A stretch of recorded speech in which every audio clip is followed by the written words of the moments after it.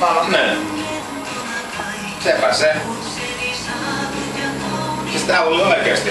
Tää tulee välillä, tulee tästä kallio-alueella, tulee tommosia niinku ihan muutaman sekunnin semmosia sähkökattiloita. Vittu aika härrää, eka sammuu valot. Mä oon vaan tietsä oven, niin vittu samat kaikki valot päälle. Siis täällä oli oikeesti jääkaappi, kaikki oli ihan pimeänä. Toivottavasti mä kaljat ei lämpinyt ne. No ei nyt tossa ajassa.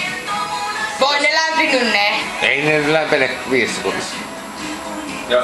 Tää 10 sekunnissa. Vai 10 sekunnissa. Ei siis täällä on aikaisemminkin ollut ihan sama. Aivan polttaa perstä.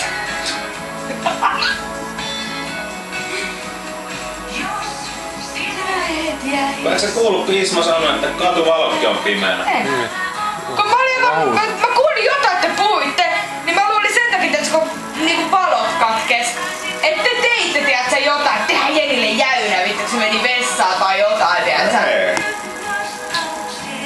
Kyllä kun mä olisin yksin täällä jossain suihkus. Siis täällä oli kaikki valot, kaikki. Vittu minkä paskahalvauksen mä saisin. Kaikki valot oli ihan pimeänä.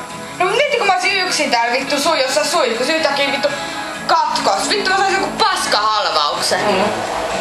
Siis tässäkään